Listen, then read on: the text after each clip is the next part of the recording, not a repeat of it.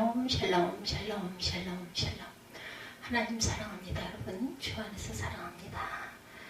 오늘 사무엘상 말씀에서 보고 갑니다. 1장 1절에서 11절에 한나와 브닌나라는 두 여인들의 이야기가 나오죠. 인생의 성패는 하나님의 손에 달려 있습니다. 인간이 노력한다고 되는 것도 아니고 그렇다고 노력을 안 해서 운이 좋아서 되는 것도 또한 아닙니다. 막연한 운이 아니라 하나님의 은혜가 임해야 한다는 거죠. 재능도 중요하지만 노력하지 않으면 또한 승리할 수 없습니다. 그리고 아무리 노력해도 하나님의 은혜가 없으면 승리하지 못하죠. 인생의 승패를 좌우하는 결정적 요인은 하나님의 은혜입니다. 오늘 본문에 두 여인이 등장합니다. 제가 초대에 말씀드린 것처럼 한나와 브닌나의 이야기, 그들의 인생을 비교해 보면서 그 사실을 우리 한번 확인해 봅니다. 한나와 브닌나, 은혜와 보석이라는 뜻을 갖고 있어요. 한나는 은혜라는 뜻, 브닌나는 보석이다. 여러분 어떤 걸 갖고 싶으세요? 보석이 갖고 싶지 않으십니까? 사무엘상 1장 2절에 보면 두 사람의 배경이 설명되어져 있어요. 엘가나에게 두 아내가 있었으니 1장 1절부터 다시 보죠. 에브라임 산지 라마다임 소빔에 에브라임 사람 엘가나라는 사람이 있었으니 이는 여로함의 아들이요 엘리후의 손자요 도구의 증손이요 수베 현손이더라. 그에게 두 아내가 있었으니 한 사람의 이름은 한나요 은혜입니다. 한 사람의 이름은 브닌나라 보석입니다. 브닌나에게는 자식이 있고 한나에게는 자식이 없었더라. 이렇게 시작을 하죠. 두 아내가 엘가나라는 남자애가 있었는데 사사시대 말기였습니다. 당시 이스라엘 백성들의 도덕성이 얼마나 한심했는지 알 수가 있어요. 부인을 2명 둔 것은 잘못된 거죠. 하나님의 백성으로 합당치 못합니다. 이방인의 모습에 물든 결과이기도 합니다. 아마 첫째 부인 한나가 자식을 낳지 못하자 브닌나라는 여인을 얻었겠죠. 두 여인의 이름은 각각 이름에 그 인생의 특징이 암시되어 있어요. 브닌나는 보석, 한나는 은혜. 그 이름처럼 그녀는 재능도 있었고 노력도 잘하는 사람이었어요. 고대에는 자식을 많이 낳는 여인이 최고였습니다. 그녀는 엘가나에게 뽑힐 정도로 젊음도 미모도 건강도 다 갖추고 있었겠죠.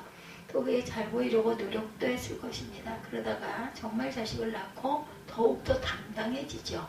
반면에 한나는 나이 많도록 자식을 낳지 못했고 브닌나에 비해 건강도 미모도 부족했을 것입니다. 그러나 그녀에게는 브닌나에게 없었던 은혜가 있었어요. 흥미롭게도 한나라는 이름의 뜻이 그레이스, 은혜입니다. 얼른 보면 당연히 브닌나가 이겨야 되는데 나중에 보니 한나가 이기죠. 그래서 은혜가 이긴다 라고 말씀을 드린 것입니다. 처음에 두 여인 사이가 어떠했어요? 사무엘상 1장 6절에 보면 여호와께서 한나에게 임신하지 못하게 하심으로 그의 적수인 브닌나가 그를 심히 격분하게 해요. 괴롭게 하더라. 한나는 불임이었고 브닌나는 아이를 잘 낳는 여인이었다. 두 여인 사이에 엘가나가 아주 곤욕스러웠을 것입니다. 첫째 부인은 한나에게 미안한 생각이 들어서인지 늘 더 잘해주고 후하게 해주면 브닌나가 또 질투를 하겠죠. 분이 나서 한나를 대신 괴롭힙니다. 이 모습만 보면 브닌나가 승리하는 게 당연해 보이죠. 한나는 인생의 패배자로 끝날 것처럼 보였어요. 그런데 결과는 반대였다. 브닌나의 모습은 본문 이후에 더 이상 나타나지 않습니다. 오직 한나의 이야기만 계속되고 결국 그녀가 승리하죠. 은혜가 이긴 것입니다. 성경에 보면 하나님이 우리 인생들을 위해 주시고 은혜를 잔뜩 준비해 놓고 있다고 증거합니다. 시편 31편 19절에 주를 두려워하는 자를 위하여 쌓아두신 은혜 곧 주께 피하는 자를 위하여 인생 앞에 베푸신 은혜가 어찌 그리 큰지요. 이 은혜를 받은 사람이 승리합니다. 은혜를 알지 못해서 혹은 알고도 무시해서 받지 못하는 사람은 아무리 재능이 뛰어나고 노력을 많이 해도 실패할 수밖에 없다. 그러므로 하나님의 은혜에 대해서 우리가 잘 알아야 합니다. 은혜가 무엇일까요? 거저 주시는 선물이 은혜입니다. 은혜로 받은 거죠. 우리가 영생의 축복을 받은 것이. 하나님은 창조주로서 절대 구원자로서 모든 피조물과 인간에게 은혜를 베푸셨어요. 그래서 우주 만물이 움직이고 인간도 생존할 수가 있는 거죠. 비근한 예로 산소가 없어진다고 생각해 본다면 대혼란이 일어날 것입니다. 모든 존재가 순간 멸절되고 말겠죠. 산소 자체도 하나님의 은혜이고 많은 은혜들이 산소처럼 눈에 잘 보이지 않지만 생존에 결정적인 역할들을 하고 있습니다. 은혜는 크게 두 가지가 있어요. 일반 은혜와 특별 은혜, 스페셜 그레이스, 또한 커먼 그레이스. 일반 은혜, 스페셜 그레이스, 특별 은혜. 일반 은혜는 하나님 모든 피조물에게 골고루 나눠주시는 은혜입니다. 인간들의 경우에 믿는 자나 믿지 않는 자나, 신자나 불신자나, 악인들에게조차 골고루 주시는 은혜가 보통 은혜, 커먼 그레이스입니다. 되게 물질적 은혜인데 예수님이 인간들의 경우에 성도뿐만 아니라 불신자들에게도 주시는 은혜, 물질적 은혜입니다. 마태복음 5장 45절에 이는 하나님이 그 해를 악인과 선인에게 비추시며 비를 의로운 자와 불의한 자에게 내려주십니다. 특별 은혜는 믿는 성도에게만 주시는 특별한 은혜입니다. 생존에 아주 결정적인 요소가 되는 거죠. 특별 은혜는 믿는 성도에게 특별히 주시는 은혜. 은혜는 두 가지가 있다고 제가 말씀을 드렸어요. 일반 은혜와 특별 은혜. 일반 은혜는 하나님 모든 피조물에게 골고루 주시는 은혜. 인간들의 경우에 성도뿐만 아니라 불신자 악인들에게조차도 골고루 주시는 은혜. 마태복음 5장 45절에 이는 하나님이 그 해를 악인과 선인에게 비추시며 비를 의로운 자와 불의한 자에게 주신다. 특별 은혜는 믿는 성도에게만 특별히 주시는 은혜. 되게 영적인 은혜로 죄사함과 구원, 영생, 영혼의 기쁨과 평안, 지혜 등이죠. 에베소서 1장 7절에 우리는 그리스도 안에서 그 은혜의 풍성함을 따라 그의 피로 말미암아 속량 곧 죄사함을 받았느니라. 그리스도 안에서라는 말대로 오직 성도들에게만 주어지는 은혜입니다. 치유의 은혜 같은 것은 일반 은혜도 있고 특별 은혜도 있어요. 의학으로 치료하는 것은 일반 은혜입니다. 하나님의 모든 인간에게 골고루 주시는 지혜로운 의학적 연구가 쌓이고 그것으로 치료가 되는 것이죠. 의학을 초월해서 하나님의 성령의 능력으로 직접 치유해 주시는 경우도 있어요. 그런 것을 신유라고 말하는 것으로 특별 은혜입니다. 그러면 하나님의 은혜를 어떻게 받을 수 있을까? 믿음으로 받는 것이죠. 믿음을 비유해 말하면 받는 손입니다. 상대방이 무엇을 주면 손을 내밀어 받아야 내 것이 되는 것처럼 하나님이 은혜를 주시려고 준비해 놓은 것을 깨닫고 믿음으로 반응할 때 그 은혜가 바로 내 것이 될 수 있다. 우리나라 선조 초기에 있었던 해프닝입니다. 내 것이 되는 것처럼 하나님의 은혜를 주시려고 준비해 놓은 것을 깨닫고 믿음으로 반응할 때 그 은혜가 비로소 내 것이 된다는 것 잊지 마시기 바랍니다.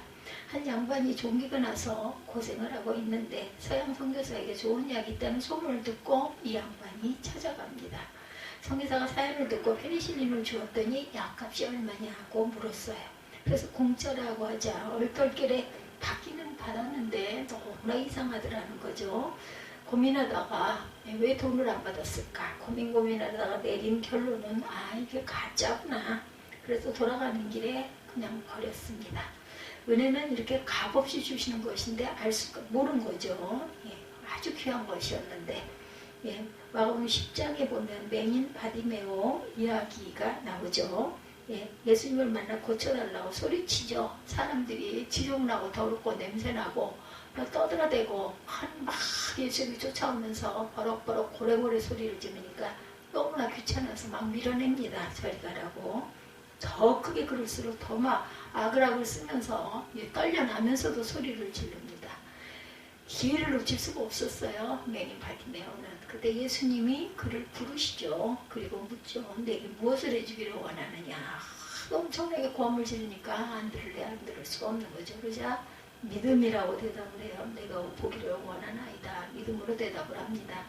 예수님은 그의 믿음을 보시고 그를 축복해 주시죠. 마가복음 10장 50절에 예수께서 이르시되 가라 내 믿음이 너를 구원하였느니라.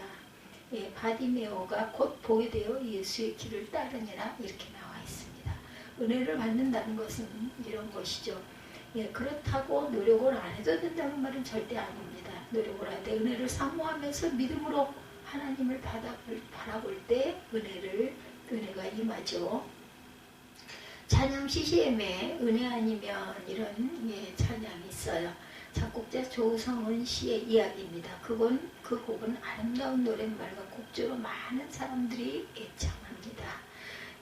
중국어로도 번역되어 많은 중국인들이 부른다고 합니다. 은혜 아니면 나서지 못하네. 십자가의 그 사랑 능력 아니면 나서지 못하네. 은혜 아니면 나서지 못하네. 놀라운 사랑 그 은혜 아니면 나서지 못하네. 이렇게 가사가 이어지죠. 근데 그 가사를 쓰고 선율을 만드는데 20분밖에 걸리지 않았다고 고백합니다. 어떻게 그렇게 가능했을까? 하나님의 은혜가 임하면 가능하죠. 그냥 로마서를 읽으면서 하나님의 은혜에 대해서 절실한 것을 깨달았다고 고백합니다. 구원받은 것도 살아가는 모든 것도 오직 하나님의 은혜임을 절실하게 깨달았다는 거죠. 그 은혜를 사모하는 믿음으로 반응할 때 하나님의 큰 은혜를 내려주시는 거죠. 그래서 그녀는 간증합니다. 하나님이 거저주신 곡입니다. 저 여러분도 마찬가지죠. 은혜가 이기죠. 재능도 좋지만 노력이 더 중요하죠. 최선을 다해 노력하시기 바랍니다. 그러나 노력만 가지고는 안 됩니다. 하나님의 은혜를 사모하시기 바랍니다. 그리고 믿음으로 반응하고 은혜를 받으시기 바랍니다. 그럴 때 한나처럼 부족하고 연약하고 고통스러운 현실 가운데서 반드시 승리할 줄 믿습니다.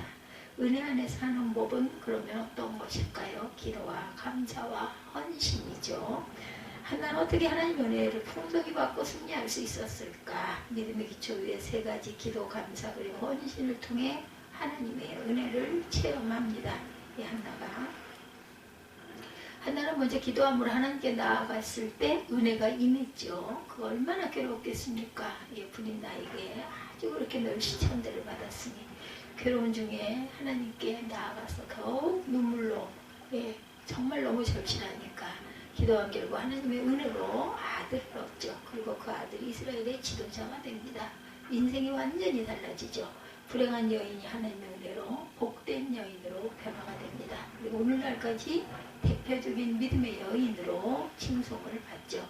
10절과 11절에 한나의 기도입니다. 한나의 마음이 괴로워서 야롭게 기도하고 통곡하며 서문하여 이르되 만군의 야훼여 만일 주의 여종의 고통을 돌보시고 나를 기억하사 주의 여종을 잊지 아니하시고 주의 여종에게 아들을 주시면 내가 그의 평생에 그를 야훼께 드리고 삭도를 그의 머리에 대지 아니하겠나이다. 결국 하나님이 그 기도를 들으시고 은혜를 베풀어 주시죠. 1장 19절에 그들이 아침에 일찍 일어나 야훼 앞에 경배하고 돌아가 라마의 자기 집에 이릅니다. 엘가나가 그의 아내 한나와 동침하며 여호와께서 그를 생각하신지라. 그래서 생각하신지라 라는 말은 기도의 응답으로 은혜를 베풀어 주셨다라는 뜻이겠죠. 그럼 우리가 고통에 처할 때 무엇이 부족할 때 좌절하지 말고 기도하시기 바랍니다. 이브리서 4장 16절에 그러므로 우리는 긍휼하심을 받고 때때로 돕는 은혜를 얻기 위하여 은혜의 보좌 앞에 담대히 나아갈 것입니다. 아멘. 언제나 아쉬울 때마다 은혜를 위해 기도하라는 것이에요. 그러면 주시겠다라고 약속하십니다. 기도하기만 해. 나를 만나러 와. 그럼 내가 줄게. 시각장애인 찬송가 작사자 파니 크로비스의 이야기 여러분들 잘 아시죠? 그녀의 찬송시는 은혜와 영감이 가득한 것들로 우리가 사용하는 찬송가에 다수 수록되어 있습니다. 그 중에 나의 갈 길 다 가도록 찬송가죠. 384장 우리 모두가 정말 기뻐하면서 따르는 많이 부르는 찬송가죠. 그 작시 유래 그녀는 무척 가난했는데 하루는 꼭 외출을 해야 하는데 버스 요금 5달러가 없어서 막막했어요. 기도할 수밖에 없었죠. 기도를 막 마쳤는데 바로 그때 초인종이 울려 문을 열었더니 누군가 다가와서 손에 무엇을 쥐어주고 가버리더라는 거죠. 나중에 보니까 5달러였습니다. 이런 체험을 하고 그 은혜가 얼마나 놀라운지 감격하며 노래를 지은 것이 384장입니다. 그녀의 신앙 고백이 잘 표현되어 있어요. 나의 갈 길 다 가도록 예수 인도하시니 어려운 일 당할 때도 족한 은혜 주시네. 아무쪼록 저 여러분에게 어려울 때마다 하나님께 나아가 기도함으로 놀라운 은혜를 경험하시기 바랍니다. 두 번째 감사입니다. 많은 사람들이 은혜를 받고도 입을 싹 씻는 경우가 허다합니다. 감사는 은혜 받은 자의 당연한 도리죠. 어려울 때 우리를 도와주고 감사하는 그런 마음, 그 감사를 우리가 잘 나타낼 줄 알아입니다. 그런 사람에게 더욱 큰 은혜를 내려주신 하나님이시죠. 한나는 아들을 얻게 되자 자랑하지도 교만하지도 않았어요. 인간적으로 생각하면 아들을 낳았으니 분인 나에게 복수할 수도 있었지만 그렇게 하지 않습니다. 그 모든 게 하나님의 은혜인 줄 알았기에 그저 감사할 뿐이었습니다. 그 아들의 이름을 지은 것을 보면 알 수가 있죠. 사무엘상 1장 20절에 한나가 임신하고 때가 이름에 아들을 낳아 사무엘이라 이름하였으니 이는 내가 야훼께 그를 구하였다 하니더라. 아멘. 사무엘은 하나님의 들으셨다라는 뜻입니다. 신앙 고백인 동시에 감사의 표현이죠. 성경은 계속 증거합니다. 겸손한 자 즉 감사하는 자가 은혜를 받습니다. 야고보서 4장 6절이죠. 그러므로 더욱 더 큰 은혜를 주시나니 그러므로 일렀을 때 하나님의 교만한 자를 물리치시고 겸손한 자에게 은혜를 주신다 하였느니라. 하나님은 감사하는 한나에게 계속 은혜를 베풀어 주세요. 성경을 보면 하나님의 은혜를 알고 감사하는 자에게 은혜 위에 은혜의 역사가 나타납니다. 반대로 하나님의 은혜를 몰라보고 교만한 자에게는 은혜의 역사가 그쳐버리죠. 사울왕이 그러한 사람이죠. 저기 초기에는 수줍어하고 겸손했던 자가 점차 교만해집니다. 결국 하나님의 은혜가 그쳐버렸고 마지막 전장에서 전사함으로 인생을 비참하게 마치죠. 바울은 고린도후서 4장 15절에 많은 사람의 감사로 말미암아 은혜가 더하여 넘쳐 하나님께 영광을 돌리게 하려 함이라. 감사하면 은혜 외 은혜의 역사가 나타납니다. 하나님께 영광이 되죠. 오프라 윈프리는 감사 간증이 유명하죠. 그녀는 흑인 빈민가에서 자라나고 미혼모이기도 했습니다. 아무런 소망도 없던 인생이었어요. 그런데 감사하는 법을 배우면서 인생의 변화가 일어나기 시작합니다. 범사에 감사하자. 심지어 어려울 때조차 감사하자. 모든 게 내게 찾아왔다고 고백합니다. 좋은 기회, 좋은 인간관계, 부와 명예 등 모든 것들이 나에게 찾아왔다. 부디 저와 여러분도 하나님의 은혜에 늘 감사함으로 더 큰 은혜를 경험하고 살아가시기 바랍니다. 헌신입니다. 세 번째, 한나는 사무엘을 얻은 것이 전적인 하나님의 은혜임을 고백하고 감사했을 뿐만이 아니라 더 나아가 헌신합니다. 헌신은 감사의 연장선에서 이루어지는 최고 수준의 신앙입니다.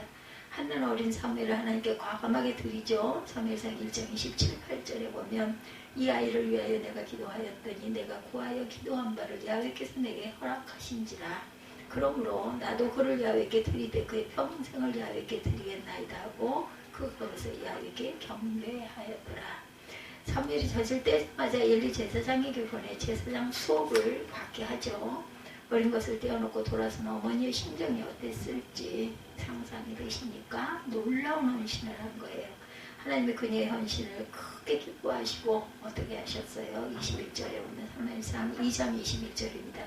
야훼께서 한나를 돌보시사 그로 하여금 임신하여 세 아들과 두 딸을 낳게 하셨고 이에 사무엘은 야훼 앞에서 자라니라. 사무엘 대신 삼남 이녀를 더해 주시죠. 그리고 사무엘은 이스라엘의 지도자로 성장합니다. 가문의 영광이 되죠. 사사시대 말기 어두웠던 시대 이스라엘을 태평성도로 이끈 위대한 지도자가 납니다.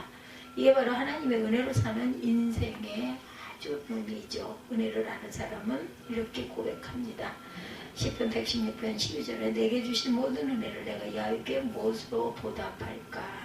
이런 고백이 있기에 헌신하게 되죠. 그리하면 하나님은 그 인생을 더욱더 큰 은혜로 풍성케 하신다. 잠언 3장 9절에서 10절은 내 재물과 내 소산물의 처음 익은 열매로 야훼를 공경하라. 그리하면 내 창고가 가득히 차고 내 포도집 새 틀에 새 포도주가 넘치리라.